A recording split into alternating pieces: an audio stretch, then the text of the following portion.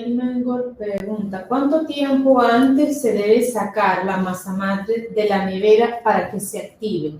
Ok, dependiendo del tiempo que tú lo tienes en la nevera. Si tú lo tienes una semana o menos, se puede sacar en la mañana, alimentarla y posiblemente ya en la tarde o muy temprano ya tiene activada. Pero yo lo que hago, yo hago pan aquí los viernes en la casa, en la noche o sábado en la mañana.